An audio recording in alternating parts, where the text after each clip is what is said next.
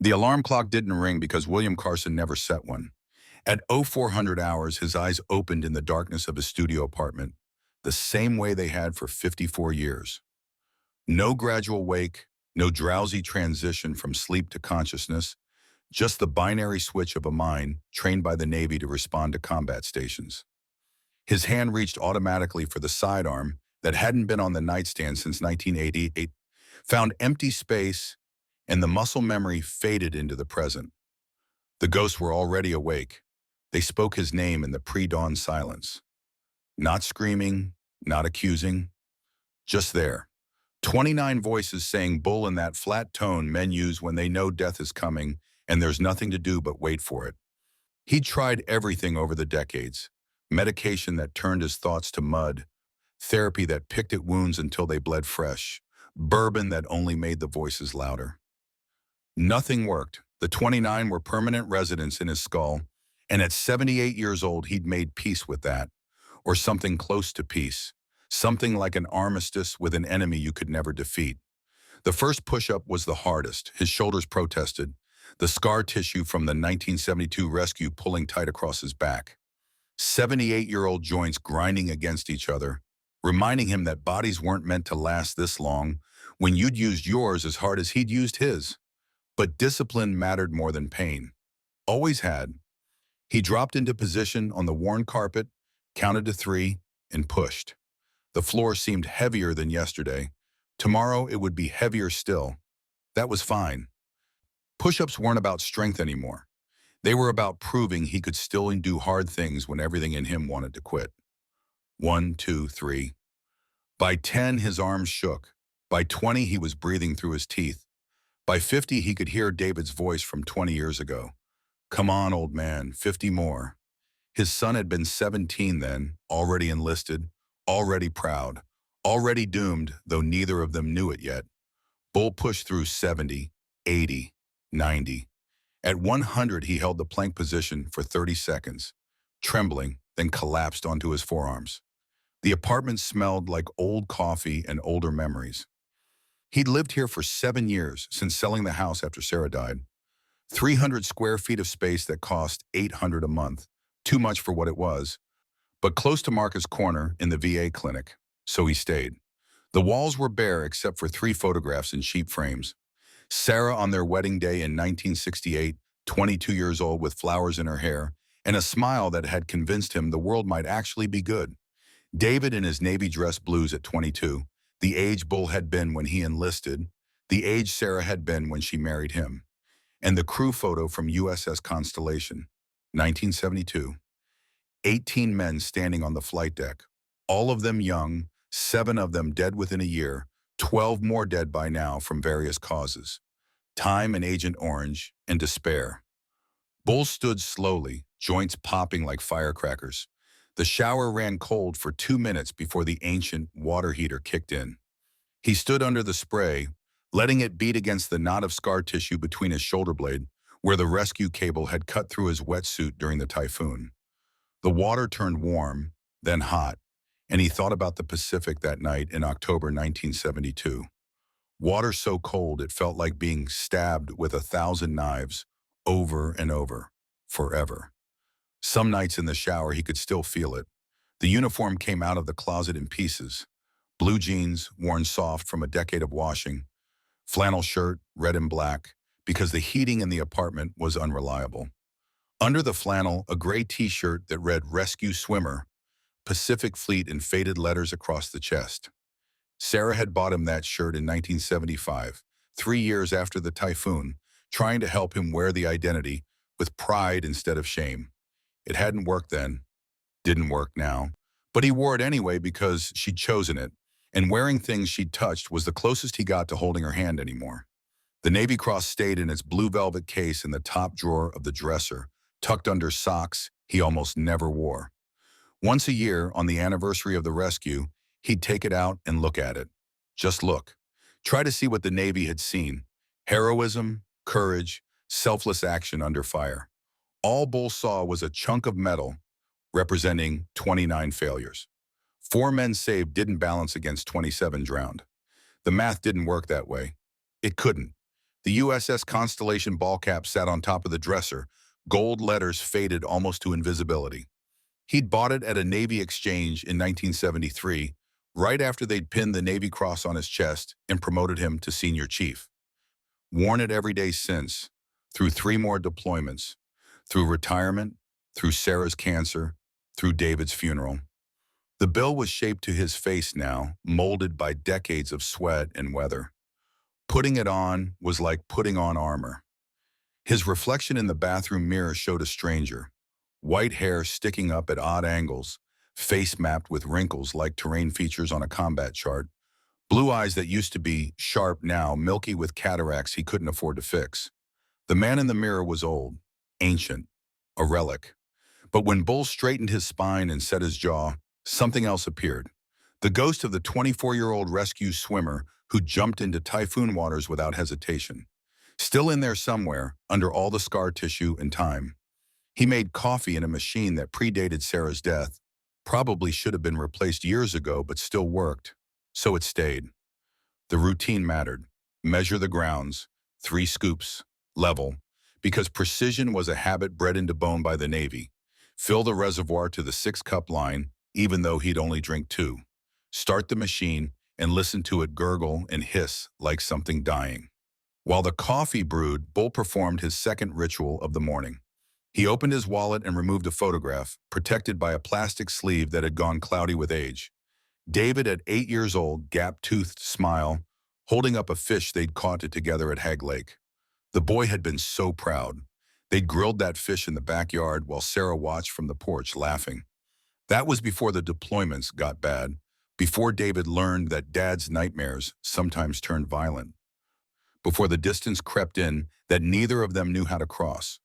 The last conversation they'd had played on repeat sometimes, right there in the kitchen. David had called from Afghanistan, voice crackling over the satellite connection, saying he was fine, saying the mission was going well, saying he'd be home for Christmas. Bull had been making coffee, the same machine, and he'd said what he always said: stay safe, keep your head down, come home in one piece. Generic father advice, the kind that didn't mean anything. Didn't say I love you or I'm proud of you or I'm sorry I was a shitty dad for so many years. Just stay safe, and David had said I will, Pop. And 3 days later, the IED took down his helicopter and Bull never got another chance. The coffee finished brewing. Bull poured 1 cup, black, no sugar. Added nothing because the bitterness was part of the ritual, the taste of consequence. He sat at the small Formica table by the window and looked out at Portland, waking up. October darkness giving way to gray dawn, rain starting to tap against the glass. Tuesday, his day. Marcus's corner would open at 6. Bull would arrive at 8:15, same as every Tuesday for 12 years. He'd sit at his table by the window and drink coffee from the blue mug and pretend he was just another old man, killing time before death caught up. And somewhere in that performance, in that routine, he'd find enough reason to make it to Wednesday, then Thursday, then Friday. One day at a time, like the AA people said, though his addiction wasn't alcohol, it was survival itself, and he couldn't quit even when he wanted to. The photograph of the Constellation crew sat on the table, propped against the sugar bowl he never used. Bull traced his finger across the faces. Johnson, killed in a car accident in 1974. Martinez, brain cancer in 1989. O'Reilly, suicide in 1995. Henderson, heart attack in 2003. Each death had carved away a piece of Bull's past until only memories remained. And memories were poor company. They didn't laugh at your jokes or buy you a beer or tell you it was going to be okay. They just sat there, reminding you of what was lost. The wall clock clicked toward 0600. Time to move. Bull rinsed his coffee cup, dried it, put it back in the cupboard. Military precision in all things, even alone in a studio apartment where nobody cared. The discipline was the point. When you let discipline slip, everything else followed. Bull had seen what happened to too many vets. Guys who came home and stopped shaving, stopped showering, stopped getting out of bed. 6 months later, they were dead or homeless or both. The routine was a life raft in deep water. You held on or you drowned. He locked the apartment door behind him, descended 3 flights of stairs because the elevator had been broken for 2 months and the landlord kept promising to fix it but never did. The morning air hit his lungs with November cold that made the old scar tissue in his back seize up. He walked anyway, 6 blocks through the Pearl District, past coffee shops where 20-year-olds sat with laptops and lattes that cost more than Bull's daily food budget, past boutique clothing stores selling distressed jeans for $200 to people who'd never done a day's hard labor. Portland had changed, or maybe Bull had changed and the city stayed the same. Either way, he felt like a ghost walking through someone else's world. The veterans had their corners, Marcus's place, the VFW post on Powell, the VA clinic on Burnside, but everything else belonged to the new Portland, the weird Portland, the Portland that put birds on things and made craft beer a religion. Not better or worse, just different, foreign. Marcus's corner appeared on the corner of Oak and Main like it always did, a brick building that predated Bull's birth by decades. The sign above the door was hand-painted, Marcus's Corner, Coffee and Community. The second-floor windows showed lights on, which meant Marcus was awake up there, probably had been since 0500. Gulf War vets didn't sleep any better than Vietnam vets who didn't sleep any better than the guys from Korea and the big one. Insomnia was democracy. It came for everyone who'd seen combat, regardless of generation. Bull stopped on the sidewalk, looking at the cafe through the rain-streaked window. Sophie would be inside, prepping for the morning rush. Marcus would be manning the espresso machine, moving with the precision of a man who'd once assembled and disassembled an M16 blindfolded. Doc Patterson would be at his usual table, reading medical journals he probably shouldn't have access to anymore, but did anyway because old Navy corpsmen never stopped being medics. And at Bull's table, the corner spot by the window, there would be emptiness. Waiting, like it had every Tuesday for 12 years. That table was his duty station now, the closest thing he had to purpose. Show up, sit down, drink coffee, be present. Simple mission. Even a broken-down old sailor could handle that. He pushed open the door. The brass bell chimed, the real brass bell Marcus had salvaged from a decommissioned destroyer. Because of course he had. The cafe smelled like dark roast and something baking in the back. Probably Sophie's blueberry muffins. The walls were covered with photographs.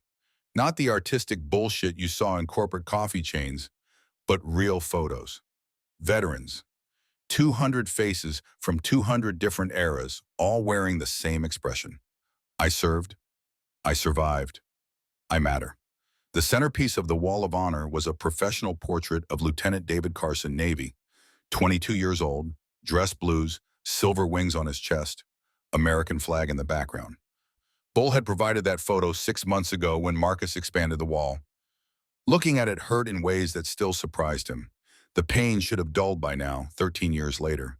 It should have scabbed over, scarred, become manageable. Instead, it remained fresh as the morning they'd knocked on his door with folded flags and empty condolences. Marcus Hayes looked up from the espresso machine. 54 years old, 6 feet of muscle going to fat around the middle, scar running from his right shoulder down to his elbow, where the IED shrapnel had carved him like a Christmas ham. He wore the same thing every day. Jeans, black t-shirt, apron that read, "Veterans drink free at Tuesdays." His eyes did the automatic threat assessment. Check the door, check Bull's hands, check the perimeter. Combat reflexes died hard. Morning Bull. Black, no sugar, blue mug. Not a question, just stating facts. Marcus knew the routine better than Bull did sometimes. Morning Gunner. Bull used the old rank nickname, the one Marcus had earned in Desert Storm, by putting 3,000 rounds downrange without jamming his 50 cal. They all had names like that: Bull, Gunner, Doc, Reaper. Call signs from when they'd been warriors instead of old men drinking coffee and pretending the war was over. Sophie emerged from the kitchen carrying a tray of fresh muffins. 35 years old, Marcus's daughter, Iraq War veteran, with the kind of eyes that had seen things no one should see. Army sergeant deployed twice, came home different. The usual story: she'd cut her red hair short last month, military style, said it was easier to manage, but Bull knew better. When the PTSD got bad, people reverted to what felt safe. For Sophie, that was looking like a soldier again. She set the tray down, wiped flour on her apron, and caught Bull's eye. No smile, no good morning, just a nod of recognition. Warriors didn't need small talk. The nod said, I see you, you see me. We both made it through another night. That was enough. Bull walked to his table like a man walking to his post. The corner spot, window view, back to the wall. Tactical positioning burned into muscle memory. The table itself was scarred wood, 40 years old, carved with initials and dates from 1,000 different customers. But underneath, hidden where you could only feel it if you knew it was there, someone had carved Constellation 72, 29 souls. Bull had carved that 6 years ago, late one night when Marcus let him stay after closing. Used his old Navy knife, the one with the anchor on the handle, and spent 2 hours etching names into wood. Not all 29, there wasn't room, but the number, the reminder, the anchor that kept him from floating away entirely.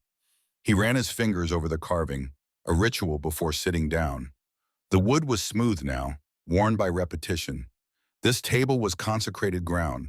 This table was his duty station, his foxhole, his piece of earth to defend. And when he sat down in the wooden chair that creaked under his weight, he felt something like peace, or the ghost of peace. The memory of what peace used to feel like before the ghost moved in. Sophie brought the blue mug without being asked, set it down with the careful precision of someone who knew that routine mattered, that small kindnesses were life rafts for drowning men. Steam rose from the black surface, bringing the bitter smell of dark roast that Bull had been drinking since 1967 when Navy coffee was strong enough to strip paint. Thank you, Sergeant. He used her rank deliberately, reminded her that she'd earned something, that Iraq hadn't just taken from her. It had proved something. She'd stood when standing mattered. That counted. Chief, she used his rank too. In the exchange completed another ritual, another small ceremony that held back chaos for one more day. Doc Patterson sat at the next table, the one that gave him line of sight to both the door and Bull's position. 71 years old, Navy corpsman from Vietnam, the kind of medic who'd saved more lives than some surgeons. White hair pulled back in a ponytail because Doc had always been half hippie, even when he was pulling shrapnel out of Marines in Khe Sanh. He didn't look up from his journal, but his fingers moved across the chessboard between them, advancing a pawn 2 squares. Bull studied the position. They'd been playing this game for 6 years, since the week after Sarah's funeral, when Bull had walked into Marcus' corner, looking for a reason not to eat his service pistol. Doc had been sitting right there, chessboard set up, and without saying a word, he gestured to the empty chair. They'd been playing ever since. Same game. Neither of them had won because winning wasn't the point. The point was to have something to come back to, something unfinished that required tomorrow. Bull moved his knight, protecting his queen. Doc nodded slightly, made a note in his journal. They'd speak later, maybe, or maybe not. The silence between combat veterans was its own language, more eloquent than words. The cafe was filling up now as Portland woke to Tuesday. College students with laptops and textbooks looking to spend 4 hours on one $5 coffee. Freelancers and remote workers claiming tables for the day. A few other veterans Bull recognized, guys from the VFW, guys from the Tuesday Breakfast Club that Danny Knox ran. They nodded to Bull, he nodded back, and that was enough. Marcus moved through the space with controlled efficiency, pulling espresso shots, steaming milk, calling out orders in a voice that probably still worked on a parade ground. His limp was worse today, the weather probably, the way cold and rain made old combat injuries flare up. But he didn't slow down, didn't complain, because that's not what you did. Pain was currency in the veteran community. Everybody had it. Spending it bought you nothing. The Wall of Honor drew Bull's eye again, specifically to David's photo. His son smiled out from behind glass, forever 22, forever proud in his uniform, forever about to deploy to a war that would kill him. Bull wondered sometimes what David would think of him now. Would he be proud of his old man, still showing up, still fighting the slow war against despair? Or would he be disappointed that Bull hadn't done more, been more, mattered more by him? The thoughts spiraled, the way they always did when Bull let his guard down.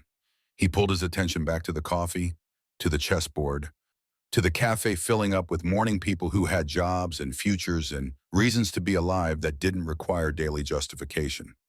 At the counter, Sophie was dealing with a customer who wanted a complicated drink order. Half calf, soy milk, extra hot, with some kind of syrup Bull didn't recognize.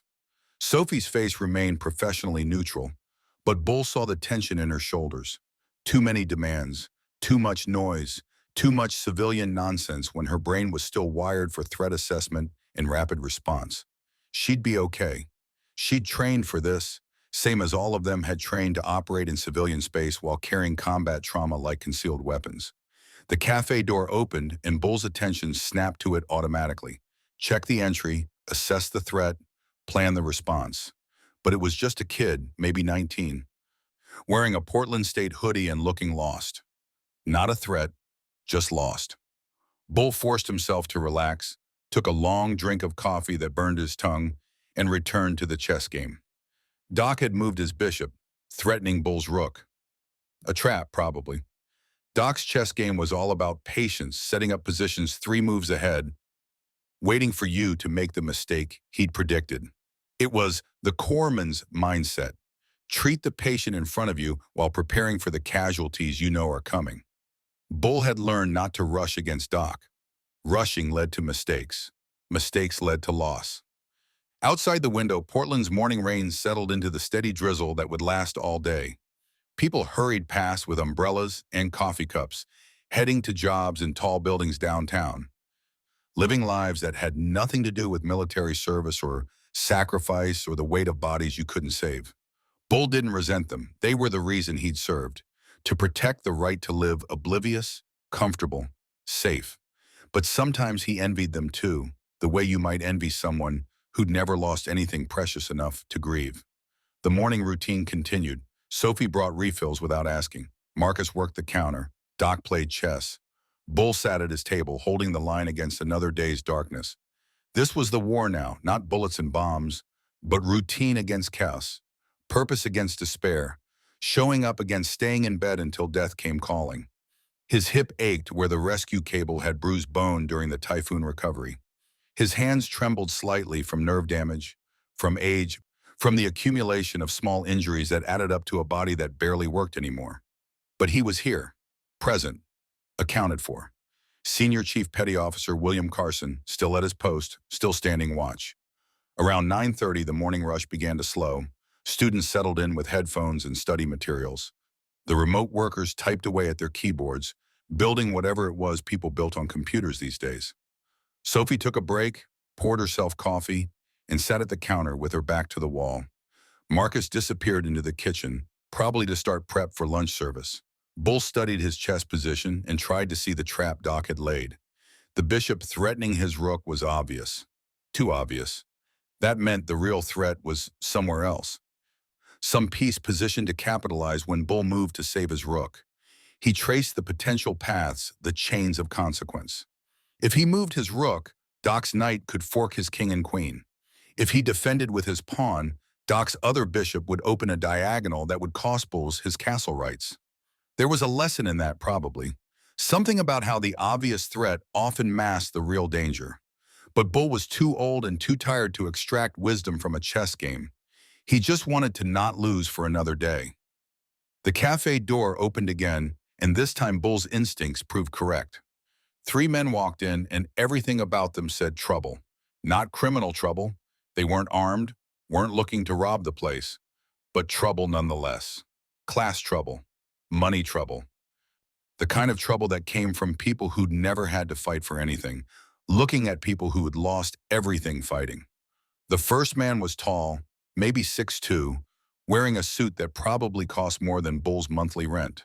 30-something, perfect hair, perfect teeth, the kind of polished arrogance that came from growing up rich and staying that way. He walked like he owned every space he entered, like his presence was a gift to the people around him. The second man was shorter, Asian features, expensive glasses, carrying an iPad in a leather case that matched his designer shoes. He followed the tall man like a pilot fish following a shark, close enough to benefit from association, but far enough to avoid being swallowed. Behind them, third man, silent observer. White, early 30s, expensive watch that caught the light. Something about him was different from his companions. Discomfort in his eyes, reluctance in his posture. But he was here with them, so he was complicit. Bull watched them get in line at the counter. Watched the tall one look around the cafe with barely concealed contempt, taking in the aged wood and community bulletin board and wall of honor like they were evidence of everything wrong with small businesses. His gaze swept past Bull's table, hesitated on the USS Constellation cap, and moved on without recognition. That told Bull everything he needed to know. The man looked at a Navy veteran's cap and saw only decoration, costume, a prop from someone living in the past. Didn't see service, didn't see sacrifice, saw only the costume of it, the performance. Marcus appeared at the counter, and Bull saw his old friend's shoulders tighten slightly. Combat veteran's sixth sense pinging on potential threat. But Marcus's voice remained professional, neutral, because you didn't survive 23 years in the service and 12 running a cafe without learning how to deal with assholes. The tall man ordered a caramel macchiato, something with 4 qualifiers that made Sophie's jaw tighten. The second man wanted a latte, specific temperature, specific milk. The third man, the uncomfortable one, just asked for black coffee, and Bull liked him slightly better for that. While Sophie prepared their drinks, the tall man pulled out his phone and started talking loud enough for everyone to hear. A performance, Bull recognized, the kind of performance people did when they wanted you to know they were important. Telling you, mother, the council made the right call. These programs are bloated, inefficient, and frankly, they enable dependency. Veterans need to learn to adapt to civilian life without constant handouts. Bull's coffee went cold in his mouth. The tall man continued, oblivious or uncaring. Exactly. 40% budget reduction frees up millions for actual productive investment. Education, infrastructure, programs that benefit everyone instead of just one demographic. Marcus set 3 coffees on the counter harder than necessary. The tall man glanced up, smiled the kind of smile that held no warmth. Thank you. He threw a $20 bill on the counter without waiting for change. The gesture said, I'm rich enough to not care about money, and you should feel grateful for my generosity. The 3 men looked around for seats. The cafe was fuller now, most tables claimed. Bull watched the tall man's eyes sweep the room and land on Bull's table. The corner spot, 4 chairs, only one occupied by an old man in a faded ball cap. No. Bull's internal alarm started ringing. This was his table, his post, his piece of ground. They could sit anywhere else. But the tall man was already walking over, confidence radiating from every step. He stopped at Bull's table, looked down at the old sailor like he was an obstacle to be managed. Excuse me, is anyone sitting here? The question was rhetorical. The man could see no one else was sitting there. This was a power play, a test to see if Bull would yield ground. Bull looked up, met the younger man's eyes, saw nothing there but entitlement and assumption. Saw someone who'd never been told no by anyone who mattered. This is my table. Simple statement of fact. No aggression, no challenge, just truth. The tall man's smile tightened. I don't see a reservation. This is a public establishment, right? First come, first served. Bull felt Doc shift slightly at the next table, moving into position. Felt Marcus stop what he was doing behind the counter. Felt Sophie's attention lock onto the situation with a combat veteran's focus. I've sat here every Tuesday for 12 years. This is my table. Well, the tall man's voice dripped with condescension. I'm here now. There are 3 of us, and you're one person taking up a 4-top. Seems like you could move to the counter and we could, no. One word, flat, final. The shorter man, the one with the iPad, touched his friend's arm. Brandon, there's a table by the door. Jason, this is fine. This gentleman was just leaving. Brandon's eyes never left Bull's face. This wasn't about coffee or seating anymore. This was about dominance, about putting an old man in his place. Bull stood slowly, joints protesting, back screaming, but he stood because you didn't yield ground to bullies. Not in combat, not in bars, not in coffee shops on Tuesday morning. At full height, Bull was still 2 inches shorter than Brandon, and probably 80 pounds lighter. But something in his posture, in the set of his jaw, in the absolute stillness of a man who'd faced actual danger and knew the difference between real threat and peacock display, something made Brandon hesitate. "This is my table." Bull repeated it without raising his voice. "You can sit anywhere else." Brandon's face flushed red. Embarrassment? Anger? Didn't matter. "Look, old-timer, I don't know what your problem is, but Senior Chief Petty Officer William Carson, United States Navy, retired." Doc's voice cut across the cafe from the next table. "And you'd do well to show some respect." Brandon turned, saw the white-haired hippie with the chessboard, and his sneer deepened. "Oh, I see. This is one of those veteran worship places. Listen, I respect your service. Really, but that doesn't give you special privileges in civilian life. You can't just claim a table. He can in my cafe." Marcus was there now, dish towel over his shoulder, arms crossed over his chest. The scar on his arm caught the light. "Bulls have been coming here 12 years. That's his table. Find another one." Brandon looked around, saw the wall of honor, saw the veterans sitting at other tables, saw the sign that read "Veterans Drink Free Tuesdays." Comprehension dawned in his eyes, followed by something that might have been disgust. "I see. So this is a, what, safe space for people who can't let go of their glory days?" He laughed, the kind of laugh designed to wound. "No wonder this place is always empty. You're catering to a demographic that's dying off." The cafe went silent, not the comfortable silence of people minding their business, but the dangerous silence before violence. Bull felt it in his bones, the shift from words to potential action.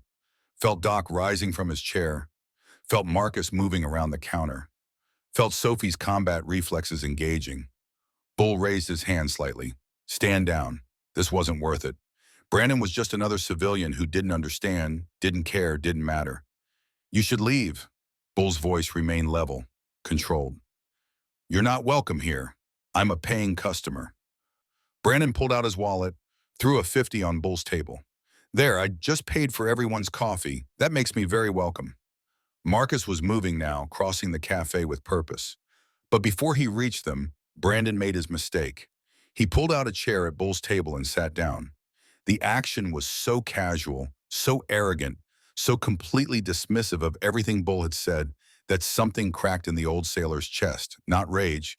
Rage was hot, impulsive, destructive. This was cold calculation, the kind that came from years of combat experience. This young man needed to be removed from Bull's table. The method mattered less than the outcome. Bull reached for his coffee mug, the blue one, the one he'd been drinking from for 12 years. His hand was steady despite the tremor, despite the age, despite everything.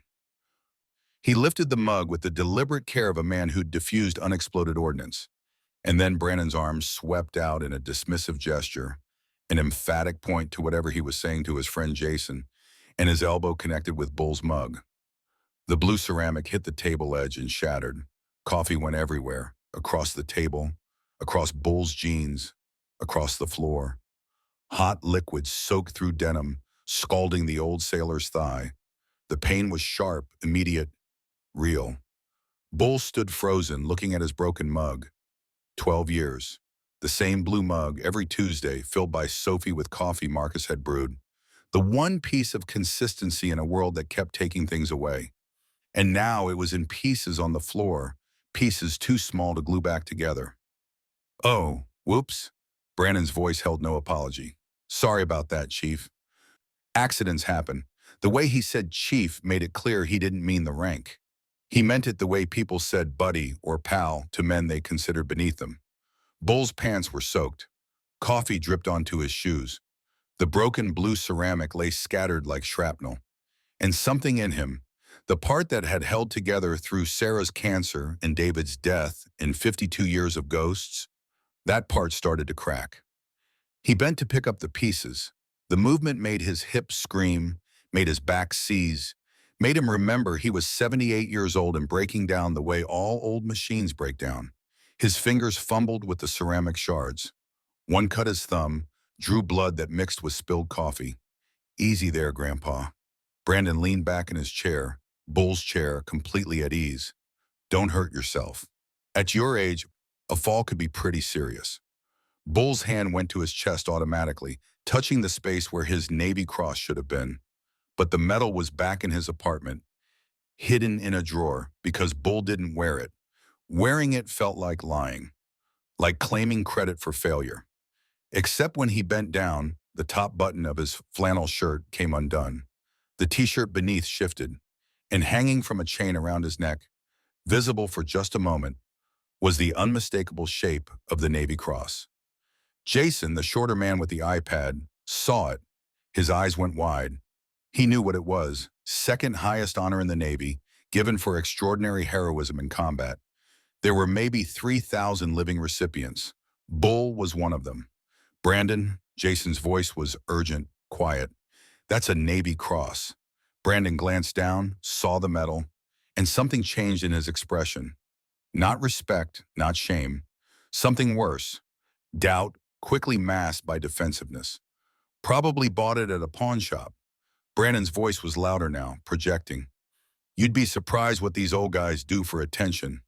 Stolen valor is a real thing, you know. The words hit Bull like fists. He straightened slowly, carefully, buttoned his shirt back up. His jeans were soaked. His mug was broken. His table was occupied by someone who thought his service was a lie. Marcus was beside him now, hand on his shoulder. Bull, come on, leave it. Let me get you cleaned up.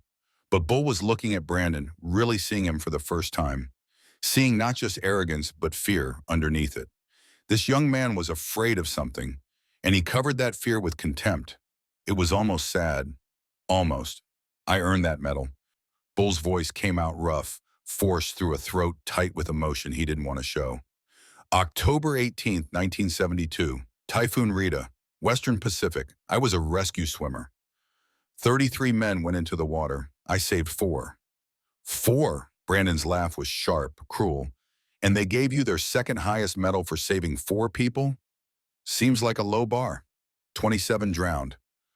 Bull's hands were shaking now, and he couldn't stop them. I couldn't reach them. I tried. I jumped into water that could kill you in minutes. I tied a rope around my waist, and I went after them, and I couldn't get to all of them. The cafe had gone completely still. Even the espresso machine had stopped hissing. Every eye was on Bull and Brandon, and the terrible thing happening between them. Brandon's face was red now, his own discomfort manifesting as aggression. Look, I'm sorry you had a bad day at work 50 years ago, but that doesn't mean society owes you free coffee and reserved tables for the rest of your life. You made choices, you enlisted, you did a job. That job came with benefits you already received. Now you want more? You want special treatment because you're, what, a hero? He said hero like it was an insult. Bull felt something break inside his chest, not his heart. That had broken long ago and never healed right. Something deeper. The thing that made you believe your life had meaning, that your sacrifices mattered, that the world remembered and cared. I need to use the restroom. Bull's voice was barely audible. He turned and walked toward the back of the cafe, past the counter where Sophie stood, with tears in her eyes. Past the wall of honor, where David's photo watched him fail again. Past Doc, who was standing now with fists clenched. Bull walked like a man who'd been shot but didn't want anyone to know, holding himself together through pure discipline. The bathroom door closed behind him. Bull made it 2 steps before his knees gave out. He caught himself on the sink, looked up at the mirror, and saw the truth. An old man, used up, irrelevant, a relic from wars no one cared about anymore, carrying ghosts no one wanted to hear about. Brandon was right about one thing. Bull was dying off. His whole generation was dying off. And when they were gone, who would remember? Who would care that 27 men drowned in a typhoon? Who would care about David, about Sarah, about any of it? Bull's reflection stared back at him, with eyes that had seen too much and understood too little. The Navy Cross hung around his neck like an albatross, a constant reminder of the lives he couldn't save. His pants were soaked with coffee. His hands wouldn't stop shaking. And for the first time since Sarah died, Bull wondered if it would be easier to just stop. Stop showing up. Stop fighting. Stop pretending any of it mattered. He gripped the sink until his knuckles went white. counted to 10 in his head the way the VA therapist had taught him, breathed deep despite the tightness in his chest. This was just another Tuesday, just another asshole, just another reminder that the world had moved on and left people like Bull behind. But God, it hurt. It hurt worse than the typhoon cold, worse than watching Sarah waste away, worse than the phone call about David. Because those were tragedies. This was dismissal. This was being told that everything you'd sacrificed, everyone you'd lost, all of it was meaningless to the people you'd fought to protect. Bull splashed cold water on his face, looked at his reflection again, and tried to see the senior chief who'd once jumped into typhoons without hesitation. Tried to see the father who'd raised a son to be proud of service. Tried to see anything worth saving. What he saw was a 78-year-old man with wet pants and shaking hands and a broken coffee mug that somehow represented 12 years of barely holding on. Outside the bathroom, he could hear voices raised. Marcus arguing with Brandon, Sophie's voice joining in, other customers muttering. The normal sounds of a cafe in conflict. Bull could walk out there and diffuse the situation. Could leave with whatever dignity remained. Could come back next Tuesday and pretend this never happened. Or he could stay in this bathroom until they all left. Could hide like a coward while other people fought his battles. Could prove Brandon right about everything. That veterans were weak, broken people who couldn't function in civilian life. Bull's training kicked in. Senior chiefs didn't hide. Senior chiefs faced the problem head-on, regardless of cost. He'd taught that to dozens of sailors over 24 years of service. Couldn't abandon it now just because the problem was humiliation instead of combat. He dried his face with paper towels that were too thin and scratchy, straightened his flannel shirt, tucked the Navy Cross back under the fabric where it belonged, hidden, private, his burden to carry, looked at his reflection one more time, and made himself remember. He'd survived a typhoon that killed 27 men. He'd survived 3 combat deployments. He'd survived 18 months of watching Sarah die by inches. He'd survived the telegram about David, survived the funeral, survived every day after that when getting out of bed felt like an act of war. He could survive, Brandon. Bull opened the bathroom door and stepped back into the cafe, and stopped, because the cafe had changed. 6 men in black leather stood between Brandon's table and the door. Big men, heavily tattooed, wearing vests that said Hell's Angels across the back. And the one at the front, the biggest one with salt and pepper beard and arms like tree trunks, was staring at Bull's Navy cap with an expression Bull recognized. Recognition, respect, understanding. The man spoke and his voice filled the cafe. That's a Constellation cap. You serve on her? Bull's mouth was dry. 24 years. Senior Chief Petty Officer. The big biker's face changed. The hard lines softened. He put out his hand, scarred knuckles, faded tattoos, the kind of hand that had done hard work and harder fighting. Daniel Knox. My old man was Navy. Thomas Knox, corpsman with the Marines, 68 to 71, served on the Constellation. The name hit Bull like electricity. Tom Knox, from Detroit. You knew him? I knew him. Bull's voice cracked. Good man, best corpsman I ever saw. He still died 6 years ago. Agent Orange, I'm sorry. Danny Knox shook his head. Don't be. He lived longer than he should have. Said it was because men like you kept him alive long enough to get treatment. He talked about you. Danny's eyes flicked to Brandon, still sitting at Bull's table, then back to Bull's coffee-stained jeans, then to the broken blue mug on the floor. That your table? Bull nodded. Danny turned to look at Brandon, and the temperature in the cafe dropped about 20 degrees. 5 other bikers moved up behind him, forming a wall of leather and muscle and barely controlled violence. I think, Danny said, voice soft and dangerous, you're in the chief's seat. Brandon's face went pale.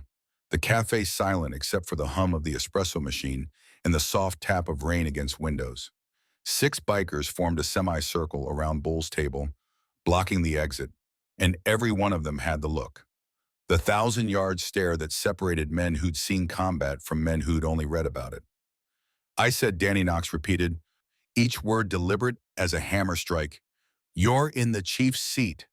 Brandon stood, chair scraping loud against old floorboards. His hands went up in what might have been surrender or defiance. Listen, I don't want trouble. We just came in for coffee. Then you should have sat somewhere else. Tank Morrison stepped forward, the distinctive thud of his prosthetic leg punctuating each step. Left leg gone below the knee, blown off by an IED outside Kandahar. The man's arms were thick as most men's thighs, covered in ink that told stories Brandon would never understand. This table belongs to the chief, has for 12 years. Jason touched Brandon's arm, voice urgent and low. Brandon, let's just go, please. But Brandon shook him off, pride overriding survival instinct. This is America. I have as much right to sit here as anyone. You can't intimidate me just because you ride motorcycles and we're not intimidating you because we ride motorcycles. Luis Rodriguez moved closer, scar tissue from an IED blast running from his hairline down the left side of his face, pulling his eye into a permanent squint. We're asking you to show respect to a man who earned it. There's a difference, yes. Respect? Brandon's voice climbed higher, fear transmuting into anger. I'm supposed to respect someone who spilled coffee on himself and blamed me? Who sits in a cafe all day living off taxpayer money while the rest of us actually contribute to society? The words hung in the air like smoke from a discharged weapon. Bull felt them land, felt them cut. But before he could respond, Danny Knox did something unexpected. He laughed. Not cruel, not mocking, genuinely amused. You think Bull's living off taxpayer money? Danny pulled out his phone, tapped the screen a few times, turned it to show Brandon. The chief volunteers 40 hours a month at the VA hospital. Mentors young vets who come home broken. Runs a support group for families of fallen soldiers. All unpaid. But yeah, you're right. He's the one not contributing. Brandon's mouth opened, closed. Jason was tugging his arm harder now, trying to pull him toward the door. The third man, the silent one, had already retreated to stand near the counter, clearly wanting no part of this. Sophie appeared beside Bull, dish towel in hand, expression carved from stone. Chief, you okay? You need first aid for that burn? Bull looked down at his coffee-soaked jeans, the scalded skin underneath probably blistering, but he couldn't feel it through the adrenaline and humiliation. I'm fine, Sergeant. You're not fine. Marcus was there now, too, and the combination of his daughter and his old friend bracketing Bull felt like armor, like a defensive position, like maybe he wasn't as alone as he'd felt in that bathroom. Sophie, get the first aid kit. Doc, can you look at this? Doc Patterson was already moving, medical bag in hand because old corpsmen never went anywhere without their kit. He knelt beside Bull with the efficiency of a man who'd treated worse in worse conditions. Pull up your pant leg, Chief. Doc, That wasn't a request. The old medic's voice carried the authority of a man who'd given orders under fire and expected them followed. Bull complied, rolling up the wet denim to reveal angry red skin, already forming blisters. Second-degree burn. Doc's fingers were gentle despite their weathered appearance. Could have been worse. Another 30 seconds soaking in hot coffee, and we'd be looking at third degree. Sophie, I need cool water, clean cloths, and burn cream if you've got it. Brandon watched this unfold with an expression Bull couldn't quite read.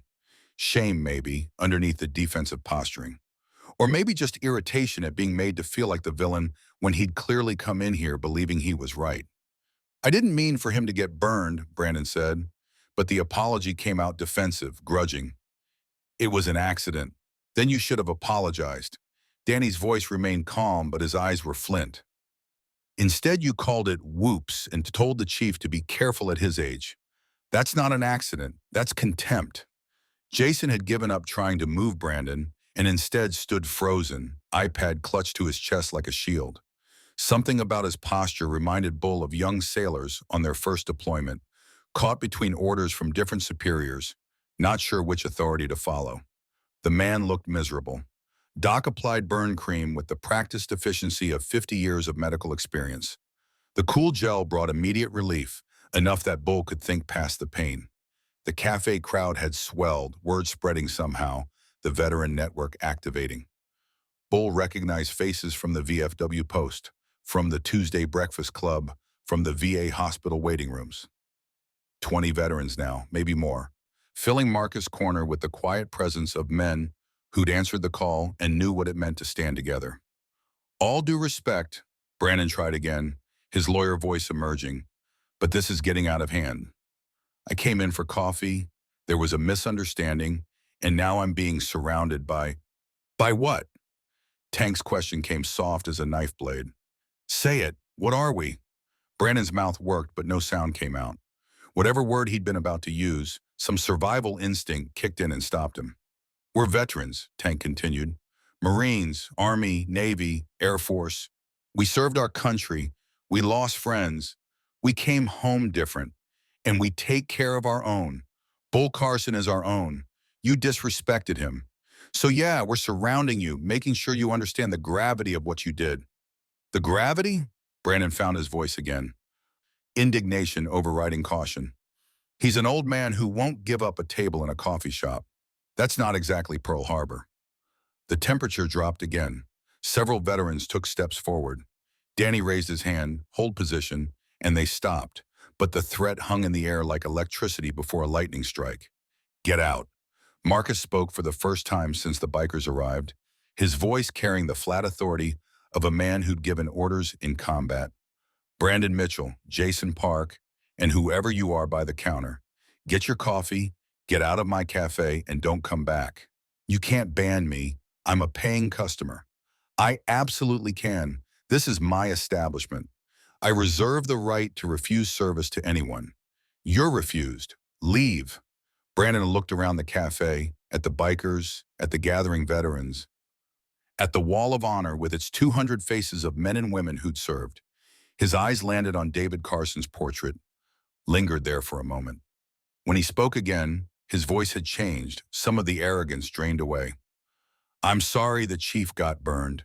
That wasn't my intention. But I stand by everything else I said. These veteran programs are bloated and inefficient. The city council made the right decision, cutting funding. It's not personal, it's fiscal responsibility. Fiscal responsibility. Doc looked up from wrapping Bull's leg, 60 years of seeing men die for political decisions, heavy in his voice. Is that what you call it when you eliminate PTSD treatment programs? When you cut suicide prevention hotlines? When you close facilities that keep veterans off the streets? Those services are available through the VA. The VA has an 8-month wait list. Sophie interrupted, her voice tight with barely controlled rage. 8 months. You know how many vets kill themselves in 8 months while waiting for an appointment? 43. I know because I counted. I counted every single one because they were my brothers and sisters, and the VA couldn't see them fast enough. Her hands were shaking now, the combat veteran's tremor that came when PTSD triggers got activated. Bull recognized it because his own hands did the same thing. Recognized it because Sophie was experiencing now what he'd experienced 1,000 times, the helpless rage of watching preventable deaths happen because people like Brandon decided budgets mattered more than lives. Brandon's face flushed red. I'm sorry for your loss. But the data shows, fuck your data. Sophie never cursed, made it a point of pride to maintain military purpose near professionalism even in civilian life. But the word came out sharp and final. My data is names and faces and families that don't have fathers anymore because the programs you cut were the only things keeping those men alive. Jason Park stepped forward, placed himself partially between Brandon and Sophie, hands up in a placating gesture. Please, everyone, can we de-escalate? My friend spoke poorly. We'll leave. We're leaving right now. He grabbed Brandon's arm, and this time Brandon didn't resist. The two of them moved toward the door, giving the bikers wide berth. The third man had already slipped out, abandoning his companions to save himself. Smart or cowardly, Bull couldn't decide which. But at the door, Brandon stopped, turned, looked directly at Bull with an expression that might have been curiosity or calculation. The councilwoman who led the funding cuts, Andrea Mitchell. She's my mother. The words landed like ordnance. Bull's head snapped up. Marcus's hand tightened on the counter. Danny's eyes narrowed to slits. Your mother, Danny repeated slowly, is the councilwoman who just eliminated 40% of veteran services in Portland. She's doing her job, making hard choices for the good of the city. But Brandon's voice lacked conviction now, running on autopilot, defending a position he didn't quite believe anymore. Not everyone can get everything they want. Budgets require priorities, and veterans aren't the priority. Bull spoke for the first time since the confrontation began, his voice rough from the burn, from the emotion, from the weight of everything. We're the sacrifice. Again. Always. Something flickered across Brandon's face. Recognition, maybe, of a truth he'd been avoiding. But then his mask slammed back into place. The armor of privilege and certainty that had carried him through 34 years of never being told he was wrong. I'm sorry you see it that way, Chief. I really am. He pushed through the door, Jason following, and they were gone. The cafe exhaled collectively. Veterans began talking again. The background murmur of men processing violence that didn't happen, adrenaline that needed somewhere to go. Danny and his bikers remained in formation around Bull's table, a protective detail that hadn't been requested but appeared anyway because that's what you did when one of your own was under attack. Bull looked at the coffee-stained table, the broken blue mug still in pieces on the floor. Sophie was gathering the shards carefully, placing them in a plastic bag like evidence from a crime scene. Marcus had already started making a fresh pot, muscle memory taking over when the mind was still reeling. Thank you. Bull addressed Danny and the bikers, inadequate words for what they'd done, but all he had. You didn't have to. Yes, we did. Danny pulled out a chair, not Bull's chair, but one beside it, and sat. The other bikers did the same, forming a council of war around the table. Bull, you know who Andrea Mitchell is? City councilwoman, elected last year on a fiscal responsibility platform. I voted against her. She's more than that. Tank pulled out his phone, brought up a news article, showed Bull. The headline read, Councilwoman Mitchell targets wasteful spending.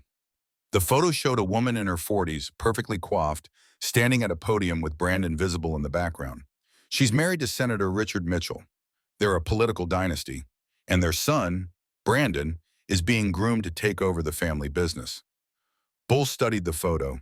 The family resemblance was clear. Same sharp features, same calculated smile. A family that had never known want, never known sacrifice beyond what polling data suggested was politically advantageous. The council vote was last week, Luis added, pulling out his own phone to show documentation. 7-3 in favor of cuts. Andrea Mitchell led the charge. 40% reduction in veteran services, effective immediately. That includes the PTSD program at the VA, the suicide hotline, the homeless outreach, the job placement services, everything we've built over 20 years, gone. The information settled over Bull like a heavy coat. He'd known about the cuts, had received a letter from the VA explaining that his volunteer position was being eliminated due to budget constraints, but he hadn't connected it to a face, a name, a specific person who'd made the decision. Now he had, Andrea Mitchell, and her son, who'd sat at his table and called his service meaningless. There's a problem, though. Doc finished bandaging Bull's leg, sat back on his heels. It's not just politically motivated. There's something else. What? Marcus handed Bull a fresh mug of coffee. Not blue, just standard white ceramic, but hot and strong and exactly what he needed. The programs they cut are the same ones Sophie needs. Doc's eyes found Sophie, who'd stopped cleaning up broken ceramic to listen. For her custody hearing, she needs proof of completed therapy to demonstrate she's fit to parent Caleb. But the program she was in? Defunded. Session logs? Lost in the transition. Her therapist? Laid off. Sophie's face went white. No. The hearing is in 3 weeks. They told me if I complete the program and get certification, I'd have full custody. Without it, she didn't finish the sentence. Didn't need to. Everyone in the cafe knew what happened when the state decided a veteran parent was unfit. Caleb would go to his grandmother, Sophie's ex-husband's mother, who'd been fighting for custody since Sophie's PTSD diagnosis, who told the judge that a woman with night terrors and panic attacks couldn't possibly care for a child. Bull watched Sophie's hands start shaking worse, watched her breathing accelerate into the hyperventilation pattern that preceded panic attacks. Marcus was beside his daughter instantly, hand on her shoulder, grounding her with pressure and presence. Breathe, Sophie. In through your nose. Count to 4. Out through your mouth. Sophie followed her father's instructions, Combat breathing to override the panic response.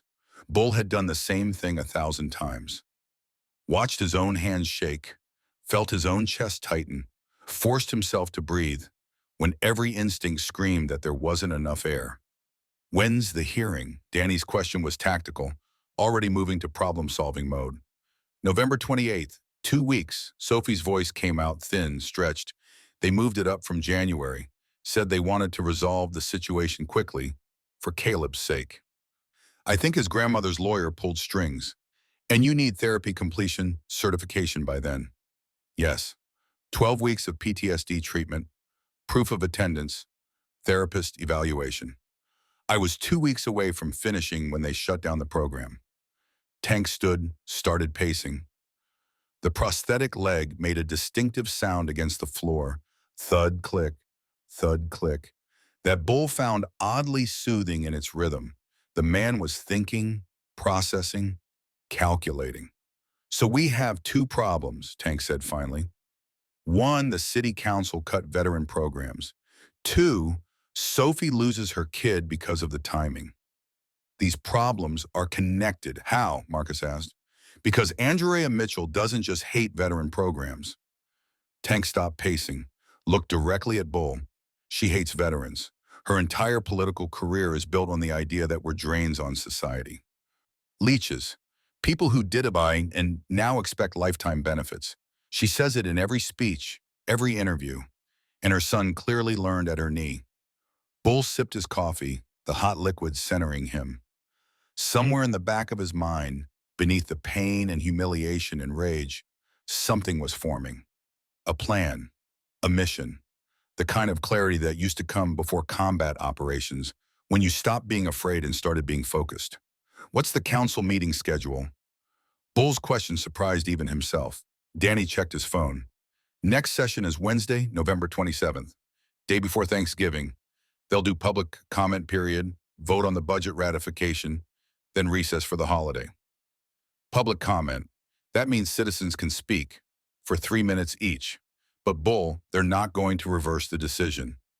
The vote already happened. This is just formality before they ratify.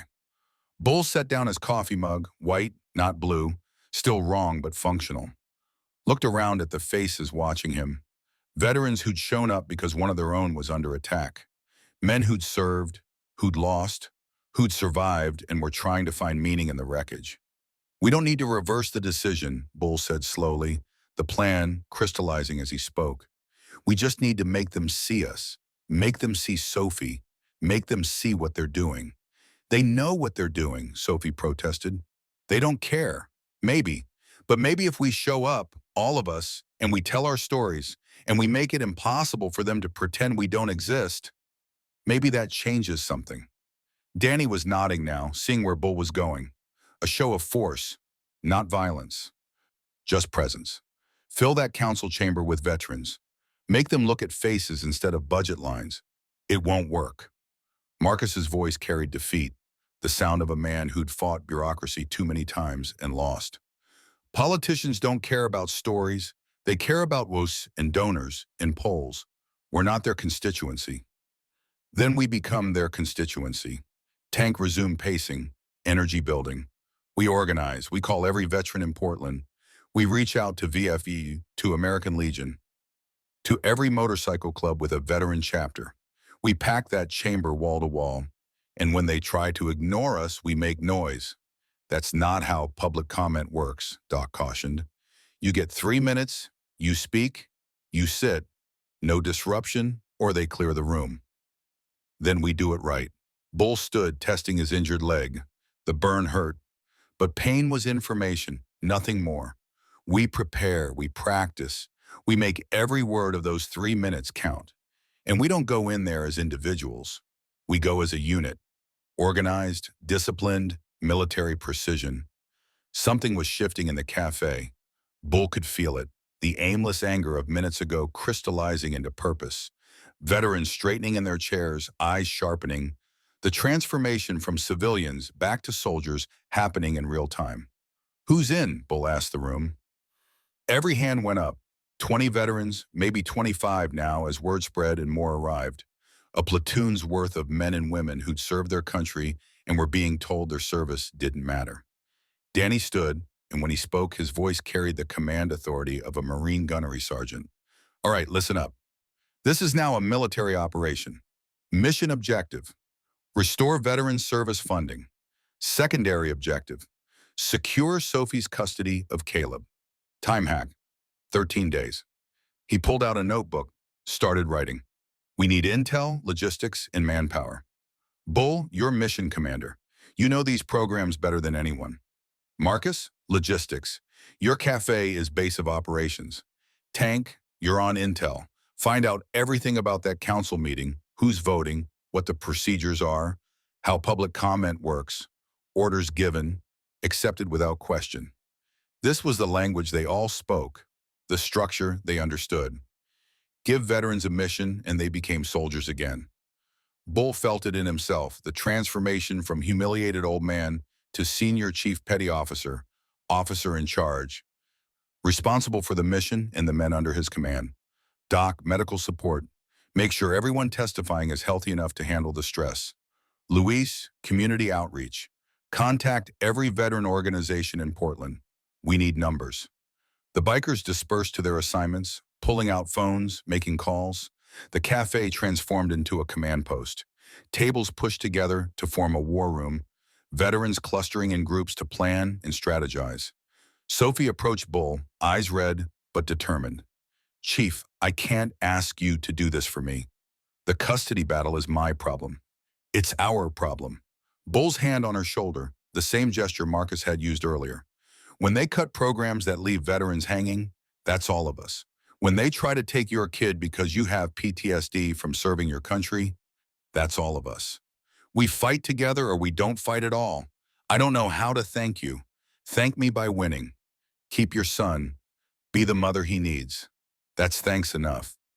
Marcus appeared with fresh coffee for everyone, moving through the cafe with renewed purpose.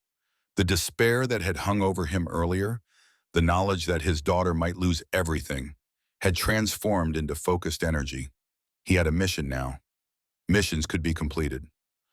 Bull's phone buzzed, text message from an unknown number. This is Jason Park, Brandon's friend from the cafe. I need to talk to you, alone.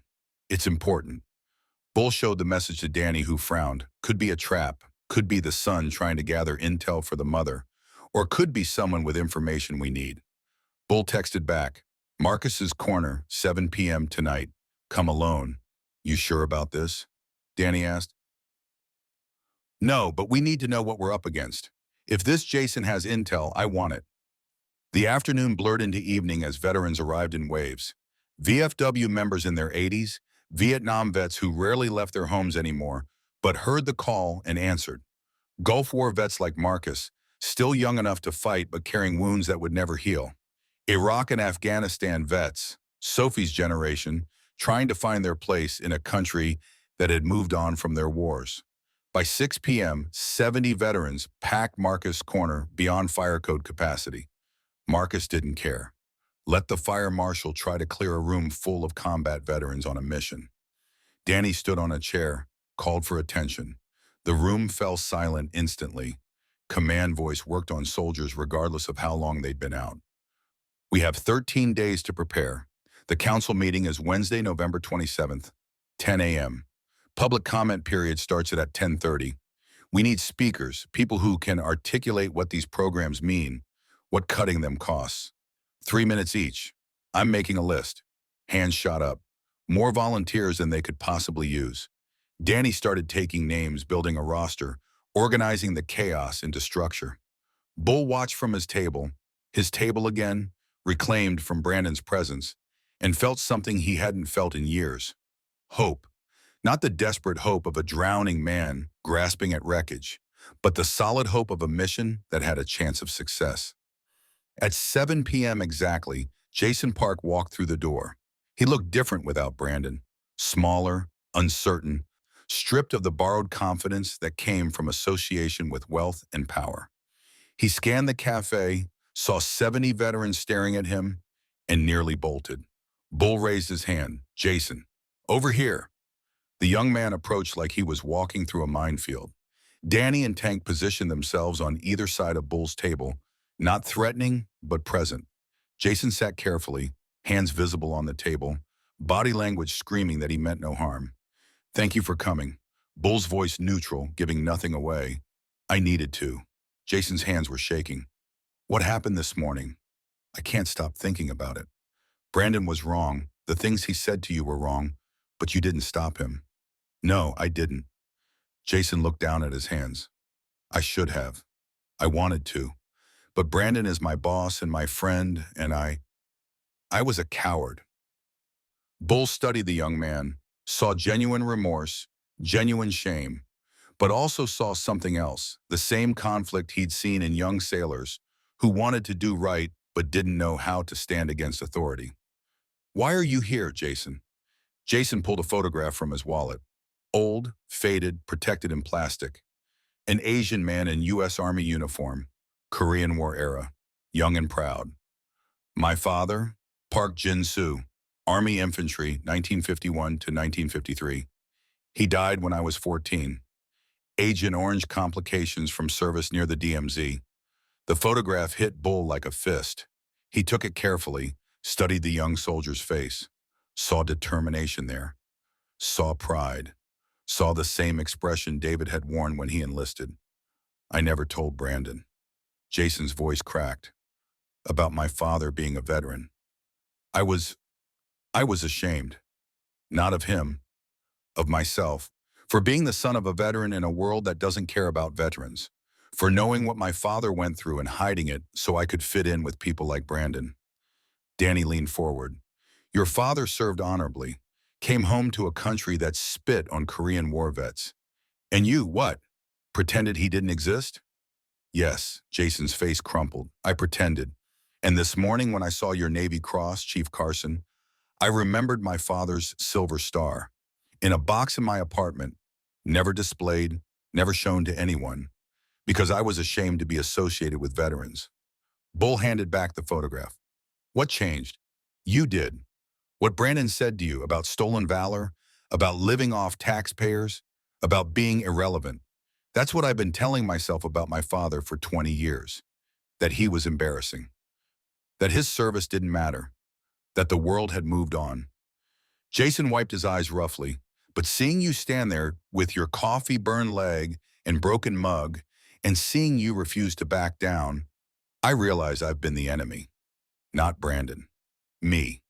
The cafe had gone quiet, everyone listening to this confession. Bull felt the weight of it, not just Jason's personal shame, but the broader truth it represented. How many sons and daughters of veterans had been taught to be embarrassed by their parents' service? How many had learned that patriotism was unfashionable, that military service was for people who couldn't get into college, that veterans were damaged goods? What do you want from us, Jason? I want to help. I want to make this right. I know Brandon's testimony for the council meeting. I wrote it. I can tell you his arguments, his tactics, everything the Mitchell family is planning. Tank and Danny exchanged looks. This was intelligence gold if Jason was genuine. But if he was a plant, feeding them false information to make them look foolish, how do we know you're not setting us up? Tank's question blunt, no softening. Jason pulled out his phone, played a recording. Brandon's voice came through the speaker. Jason, make sure the testimony emphasizes generational freeloading. Hit them where it hurts. Make these old vets look like parasites on society. Use statistics about fraud, about waste, about how many veterans are in prison. Make them seem dangerous and pathetic at the same time. The recording played for 2 minutes. Detailed strategy for dehumanizing veterans, for making the budget cuts seem not just reasonable but morally necessary. When it ended, Bull felt sick. That's from this afternoon, Jason said, after we left the cafe. Brandon called me to prepare for Wednesday. He doesn't know I recorded it. He doesn't know I'm here. If you testify against him, you lose your job. Doc's observation clinical, factual. I already quit. Sent my resignation email an hour ago. I can't work for someone who thinks my father's service was meaningless. Bull saw it then, the transformation Jason was undergoing in real time. From complicit enabler to active ally. The same transformation Bull had seen in himself years ago, when he'd finally admitted his PTSD needed treatment, when he'd stopped pretending he was fine and started asking for help. "Welcome to the fight," Bull said and offered his hand.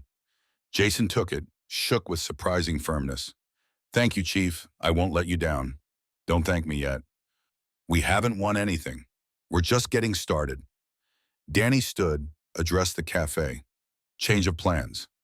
We now have inside intel on the enemy's strategy. This just became a winnable fight." The cafe erupted in grim satisfaction. Veterans who'd come expecting to make a symbolic gesture now saw actual victory as possible. The energy shifted from defiance to determination. Bull's phone buzzed again. Text from a number he didn't recognize. "Chief Carson, this is Dr. Elena Rodriguez, VA Hospital Psychiatry. Heard about the council meeting. Count me in. I'll testify." Then another text from a VFW commander. "Bringing 30 men Wednesday.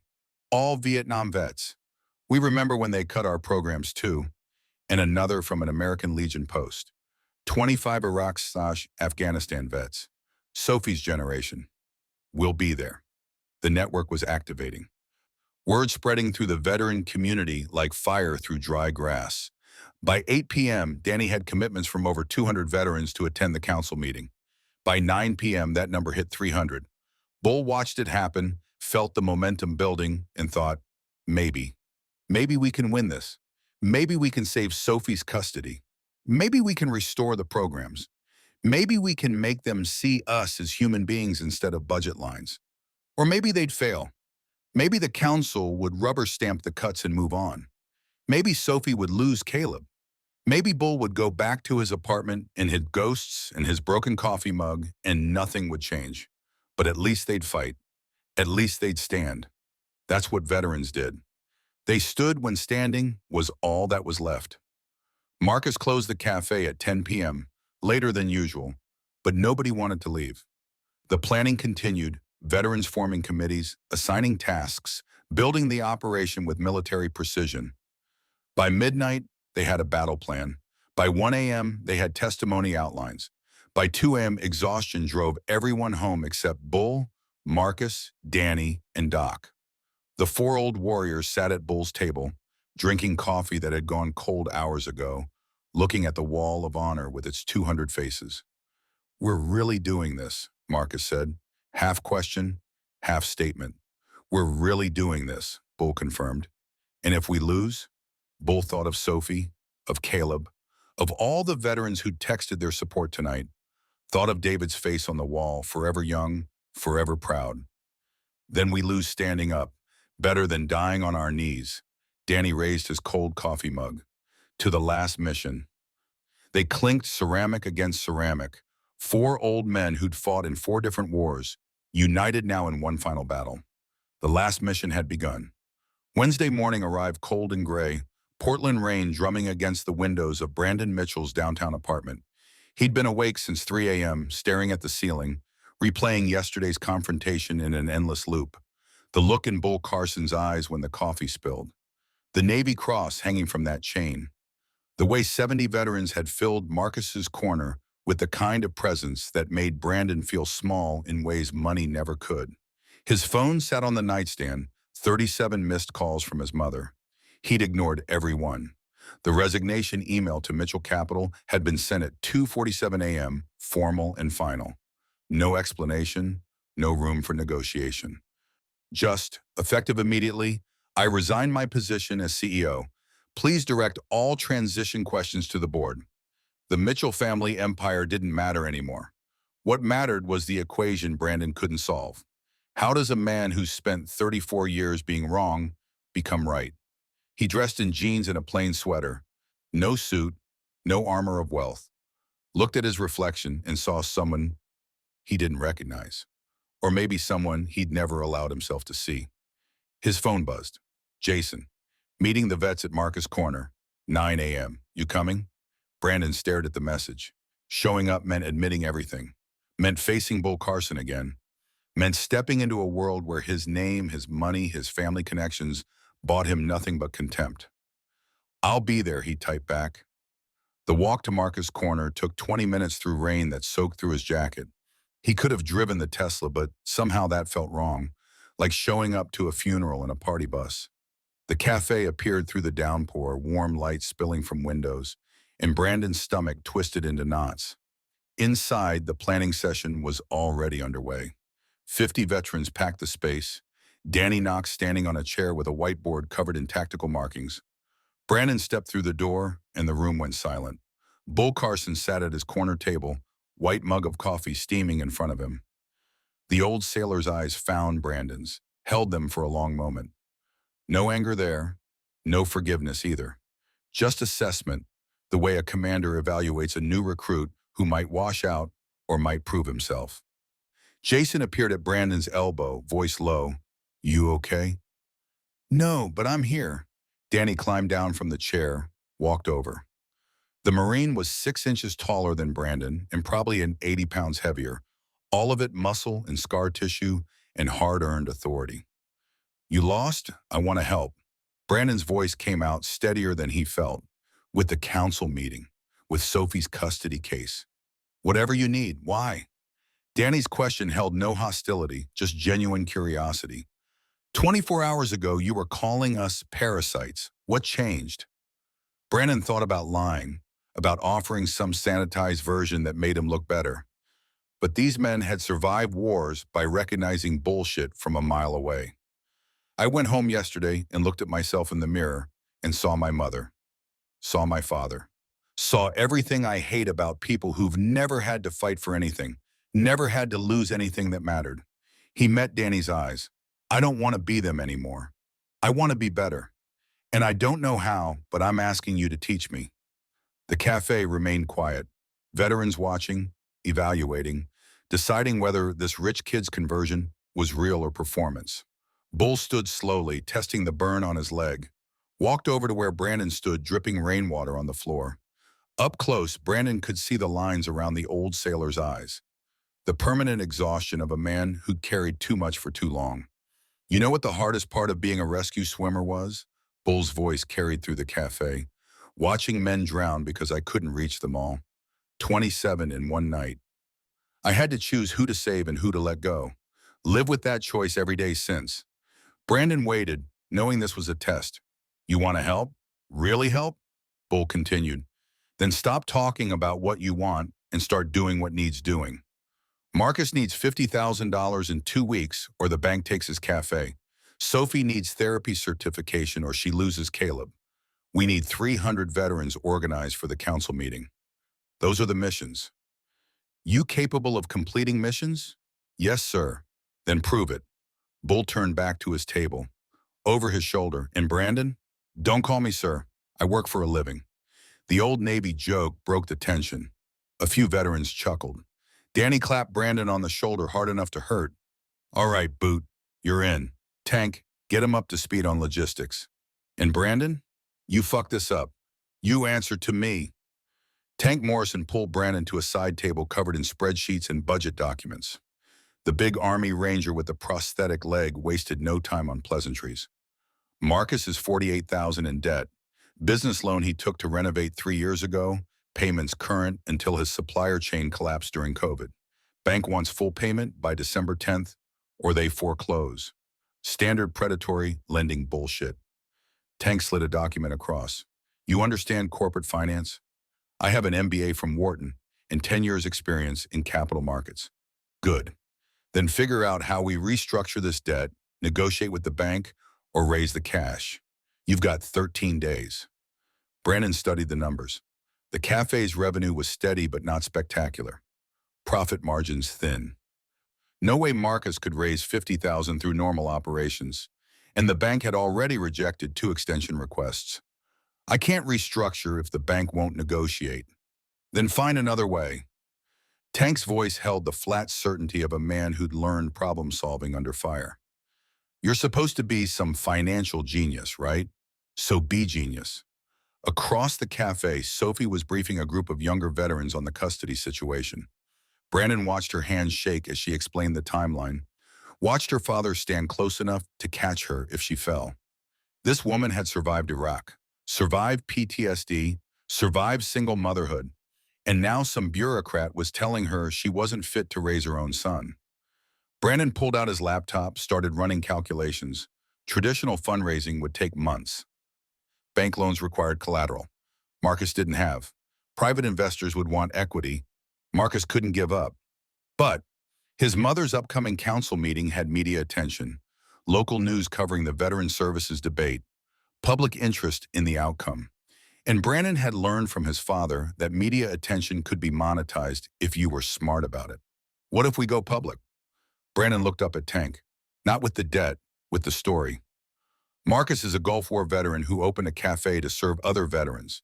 The same city cutting veteran programs is now forcing him out of business through predatory lending. That's a narrative people care about. You want a crowdfund? I want to create a fundraising campaign that ties Marcus's situation to the broader veteran services cuts. Show the human cost of these policies. Get local news coverage, social media attention. Make it impossible for the city to ignore. Tank considered this prosthetic leg drumming against the floor. That could backfire, could make us look like we're begging, or it could show we're fighting. Brandon was warming to the idea now, seeing the strategy crystallize. We frame it as the city cuts programs, veterans have to save each other. We're not asking for charity, we're asking the community to stand with veterans the way the government won't. Sophie appeared beside them, arms crossed. You're talking about my father's business, his livelihood. You better be damn sure this works before you make him into a poster child.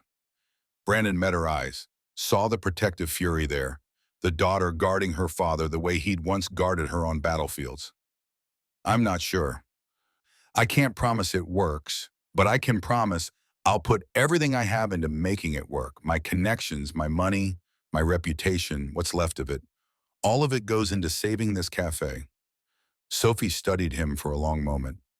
Then, why? You don't know us. Yesterday you were calling us parasites. Yesterday I was an asshole. Today I'm trying to be better. Brandon pulled up his banking app, showed her the screen. I'm putting in the first 10,000. Anonymous donation, no strings. That's my buy-in. My proof, I mean this. Sophie looked at the transfer confirmation, then at Brandon, then at her father behind the counter. Marcus had stopped making coffee to watch this conversation, his Gulf War veteran instincts assessing threat levels. Dad, Sophie called across the cafe, come here, we need to talk. The next 2 hours blurred into planning. Brandon drafted the crowdfunding campaign while Tank handled media outreach. Jason, who'd been working quietly in the corner, revealed he had contacts at local TV stations through his law firm. By noon, they had commitments from 2 news crews to cover the story. Danny coordinated the council meeting preparation with military efficiency. Speakers were selected, testimonies drafted and rehearsed. 3-minute time limits enforced ruthlessly. No rambling, no emotion without purpose. Every word calculated for maximum impact. Bull sat at his table throughout, the calm center of organized chaos. Veterans approached for guidance, for approval, for the reassurance that this mission was worth fighting. The old sailor dispensed wisdom in small doses. Conserving energy Brandon could see was running low. Chief, Brandon approached the table. Hard hammering? Can I ask you something? Bull gestured to the empty chair. Up close, Brandon could see the burn bandage on the old man's leg, could smell the antiseptic cream. How do you live with failing people? Brandon kept his voice low, private.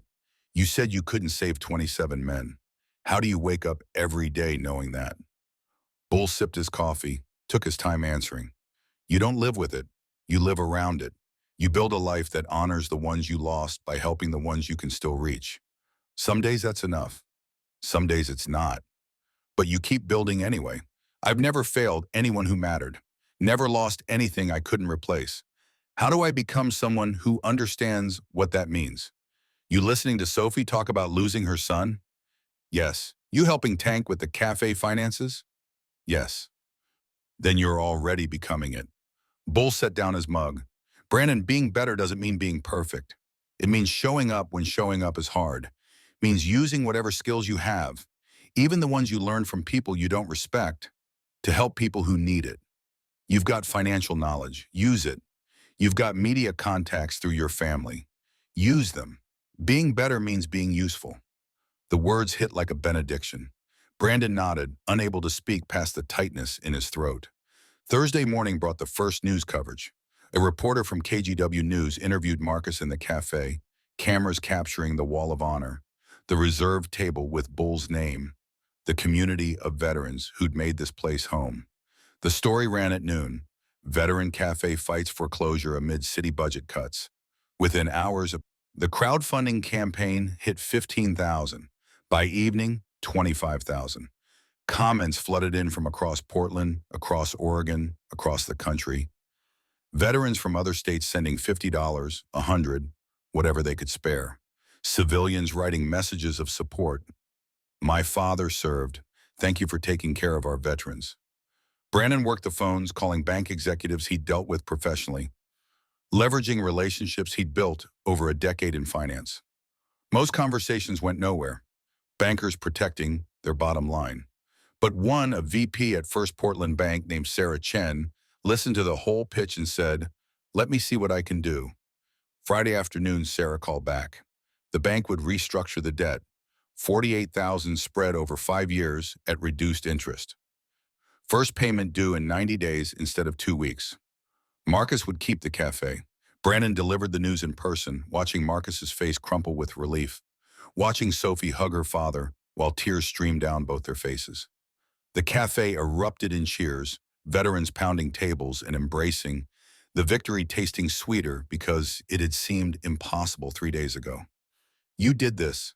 Marcus gripped Brandon's hand, the handshake of a man who'd learned to judge character in combat. You saved my cafe. We did this. All of us. But Brandon felt the weight of it, the responsibility and the privilege of being useful instead of ornamental for the first time in his life. Saturday morning dawned clear and cold, the rain finally breaking. Veterans Charity Ride Day. Danny's Hells Angels had organized it annually for a decade, raising money for VA programs. But this year carried extra significance. Every dollar raised was a middle finger to the city council's cuts, proof that veterans would take care of their own when the government abandoned them. Bull arrived at Marcus Corner at 8 a.m., dressed in his navy dress blues for the first time in years. Sophie had helped him press the uniform, had pinned his ribbons and medals with shaking hands, had cried when he allowed her to pin the Navy Cross over his heart where everyone could see. You sure about this, Chief? Sophie's voice wavered. You always said you didn't want to wear it. I was wrong. Bull adjusted the medal's weight, feeling the physical and emotional heaviness of it. The 27 deserved to be remembered. David deserves to be remembered. And if wearing this helps Sophie keep Caleb, helps save Marcus's cafe, helps show those council members what service means, then it's time I wore it proud. The parking lot filled with motorcycles as Hells Angels from 3 states converged. Harleys and Indians and vintage bikes, each one immaculate, riders in leather vests covered with patches, telling stories of brotherhood and loss. Danny's crew formed the core, but they'd been joined by Rolling Thunder, Patriot Guard riders, Veterans MC chapters from Seattle and Sacramento. 200 bikes, 400 riders. And at the center, Bull Carson in dress blues with the Navy Cross catching morning sun. Tank had fitted his bike with a sidecar, custom built with suspension that wouldn't jar Bull's injured leg. The old sailor settled into the padded seat, oxygen tank hidden in a compartment underneath, because pride only went so far, and passing out on a motorcycle seemed counterproductive. Comfortable, Chief. Tank straddled the bike, engine rumbling to life. Been in worse places. Danny raised his hand, the signal rippling through 200 riders. Engines roared in unison, the sound rolling across Portland like thunder. Police escort lights flickered at the front of the convoy. Permits obtained, route approved, everything by the book because veterans understood following rules better than most. The ride rolled out at 9 a.m. sharp. Through downtown Portland, past City Hall where next Wednesday's battle would be fought, along the waterfront where crowds gathered to watch and wave flags. Bull felt the wind on his face, felt the vibration of Tank's Harley through his bones, felt more alive than he had in years. They passed the VA hospital first. Symbolic, intentional. Staff came outside to watch, patients in wheelchairs lining the entrance, some crying, all saluting. Elena Rodriguez stood at the front, white coat over scrubs, hand over her heart. She'd be testifying Wednesday, putting her job on the line to speak truth about what cutting programs would cost. Next stop, Forest Park Memorial. 200 bikes circled the monument, engines cutting to silence. Bull stood slowly from the sidecar, walked to the wall where David's name was carved, traced the letters with fingers that trembled from age and emotion and the weight of 13 years carrying grief. Behind him, 400 veterans stood at attention. No one spoke. The silence held space for all the names on that wall, all the faces that would never age, all the families that would never be whole again. Bull spoke to the stone, voice carrying in the quiet. David, I'm wearing the Navy Cross today. First time since they gave it to me. I'm wearing it for you, son. For the 27. For Sophie, who's fighting to keep Caleb. For all of them. I hope that's okay. I hope you understand. A hand settled on his shoulder. Danny standing beside him, then Tank, then Luis and Raymond and a dozen other bikers, all of them understanding what it meant to talk to ghosts, to carry names that demanded remembering. They hear you, Bull. Danny's voice rough with emotion. They all hear you. Final stop, Marcus's Corner. The cafe had been transformed overnight. Banners hung from the building. Veterans Charity Ride, supporting those who served. News crews set up cameras.